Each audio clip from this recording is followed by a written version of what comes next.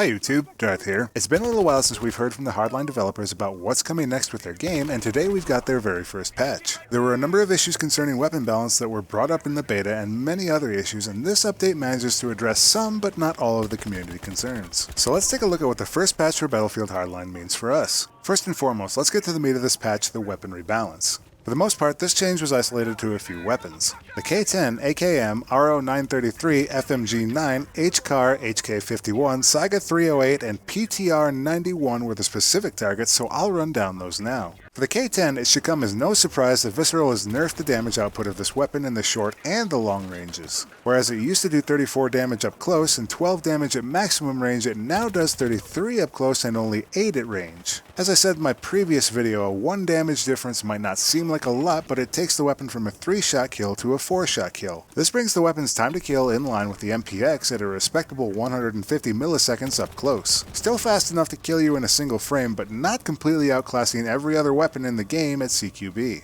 Next up to get hit with the nerf bat is the AKM. This weapon wasn't terribly overpowered by any stretch, but it was the only assault rifle with a 4-shot kill at range. Now the weapon has gone from 25 minimum damage to 24. This means that the AKM is a 5-shot killer at range. This is slightly better than the 6-shot of the other assault rifles at their maximum ranges. But keep in mind that the M416 and M16A3 are better in the 33 to 56 meter ranges because those weapons fall off at a further distance. So there's a very narrow range of superiority for the AKM close up against other assault rifles and beyond 56 meters against other assault rifles. But across the board, all the battle rifles saw a damage upgrade at long range as they went from a 24 minimum damage to 25. This upgrades the battle rifles to a 4-shot kill at long range and gives them a distinct niche advantage over the assault rifles. This seems like a pretty nice bonus for the battle rifles, and it is, but I think it's just one more nail in the coffin for the DMRs. As for the DMRs, both the PTR 91 and the Saiga 308 had their upwards recoil reduced. While this is a nice bonus for players who want to use these as a blend between the more accurate and lethal bolt actions and the rate of fire of a battle rifle, I think they're still going to be disappointed in the DMR class as a whole. You still give up a lot with these weapons at close range, and they're not discernibly better at long range than a controlled battle rifle. Similarly, two underperforming battle rifles, the HCAR and HK51, were also given slightly easier to control upwards recoil. To be honest, I've been avoiding picking up these two weapons up until this patch, as the SCAR H and SA58 OSW are the far superior choices. After this patch, the SA58 OSW with its possibly erroneous game-topping 840 meters per second bullet velocity is still the clear winner. If you've taken the time to unlock the Jury 410 and found it somewhat lacking, you'll be pleased to know that the amount of damage per pellet is going up to 20. Now, I found the weapon unlocks in Hardline to be particularly brutal, and secondaries are typically not weapons I seek out initially, so I really can't weigh in on this change. And honestly, unless I'm already running around with my secondary out, the number of battles that I have to resort to a secondary are exceptionally low in Hardline when compared to Battlefield 3 or 4. The time to kill usually means that one of the two parties are dead before a weapon switch can never happen.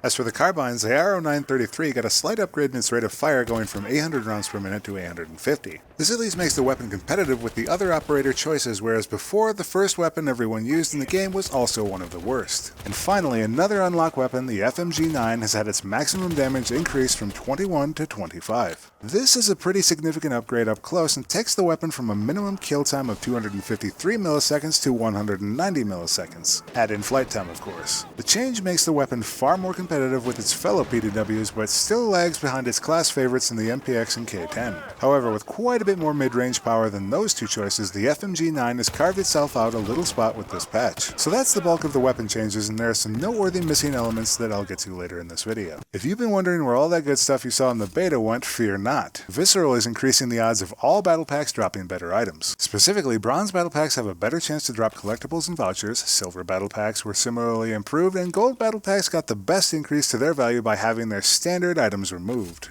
So if you've been saving up your cash, either in-game or out, now might be the time to drop some of that currency on a few gold battle packs. Next up, Visceral took a shot at the explosive spam in the game, particularly in Hotwire where vehicles are abundant. Now the number of RPG rounds available from the trunk or boot of a car has been limited to just one. Additionally, the RPG has decreased splash size and damage, increasing the need for a more direct hit on your target. To be honest, I can't imagine this will change a lot of things, as it really only takes one car respawning to carry yet another launcher into battle. Keep in mind that if the car sticks around, that launcher will eventually respawn, allowing the player another shot with the vehicle. I'd argue for getting rid of the launchers entirely if there weren't hard counter vehicles in the game, so I think we're unfortunately tied into a catch-22 scenario. Remove the launchers, the hard counter vehicles become overpowered. Remove the vehicles, and people start shouting about how the game doesn't feel like Battlefield. To their credit, Visceral has fixed a good number of bugs with this update. There were some server and client stability patches in this update, as well as adding a few more server options such as longer map rotations and adding a Conquest Large version of Grow House. Additionally, the team deathmatch spawns were set to be further away from one another. Time will tell if this corrects the issues players were seeing in that game mode. So what didn't make the cut? I think the first thing on everybody's mind is any tangible improvement to the netcode of the game. Keep in mind that when I refer to netcode, I always do so with quotation marks around it, as netcode means many different things to many different people. Personally, I felt that the netcode in Hardline has been a step behind Battlefield 4 since the fall patch, but Battlefield 4 has also made drastic changes to their time to kill to achieve a measure of success. Hardline doesn't really have that option. Dying behind walls, trading, and its sort are all symptomatic of the time to kill in Hardline.